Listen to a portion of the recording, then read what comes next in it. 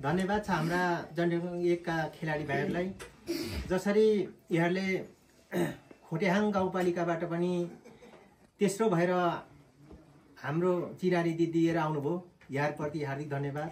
यसरी नै बारापोखरी गाउँपालिकाबाट फेरि पहिलो पुरस्कार प्रथम नै लिएर आउनु भएको छ यहाँप्रति पनि हार्दिक हार्दिक धन्यवाद।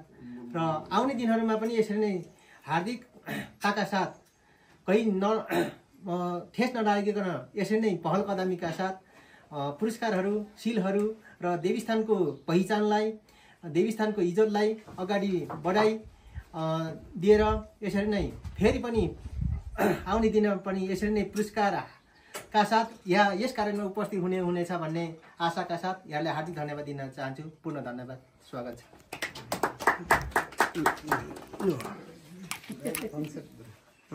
ओरा सदस्यज्यूलाई धन्यवाद।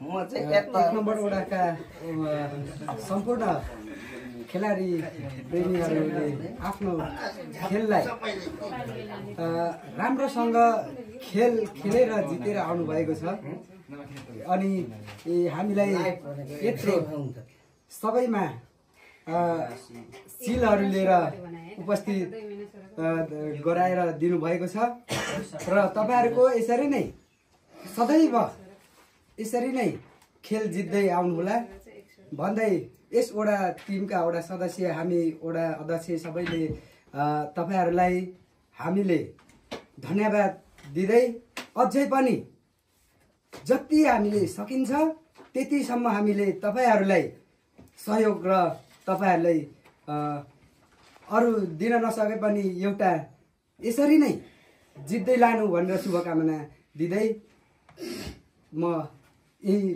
भन्दै अन्त्य हुन चाहन्छु। धन्यवाद।